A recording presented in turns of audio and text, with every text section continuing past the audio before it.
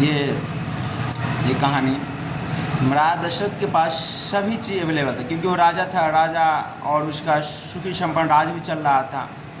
मगर उसके मन में एक बात खटकती थी कि उसके पास 3 रानी थी, मगर एक भी पुत्र नहीं था।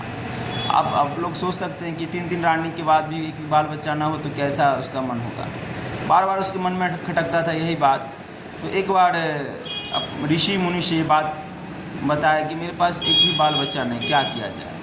तो ये कि यज्ञ के बारे में बताया गया, और यज्ञ करने के लिए तो राजा दशरथ बोला ठीक है यज्ञ किया जाए। यज्ञ जब किया गया तो उससे एक फल की प्राप्ति हुआ। फल ऋषि श्रृंग बोला कि ये फल अपनी 3 रानी को खिला दीजिए। और ये फल जो है लेके वो 3 रानी के पास गए, सुमित्रा, कैकेयी, कौशल्या। सुमित्रा और कैकेयी और कौशल्या के पास सुमित्रा और कैकेयी कौशल्या के पास गया, और फल 3 रानी आपस में काट लिया। 3 रानी वो आपस में फल को काट लिया और 3 रानी बांट लिया। तब क्या हुआ कि सुमित्रा के हाथों में जो फल था ना, वो एक कौवा लेके उड़ गया। और वो कौवा लेके जब उड़ गया तो विलाप करने लगी। सुमित्रा जो है विलाप करने लगी कि मेरा ये जो फल मिला वो भी इतना दिन के बाद कुछ हो नहीं रहा था, और एक फल मिला वो भी कौवा लेके उड़ गया। अब क्या कि कैकेयी और कौशल्या अपने में से फल काट के दिया। तो उसी समय जब दिया काट के, तो उस समय बोला कि अगर मुझे 2 बेटा हुआ तो एक तुम्हारा कैकेयी, तुम्हारा बेटा का हमेशा क्या कहता है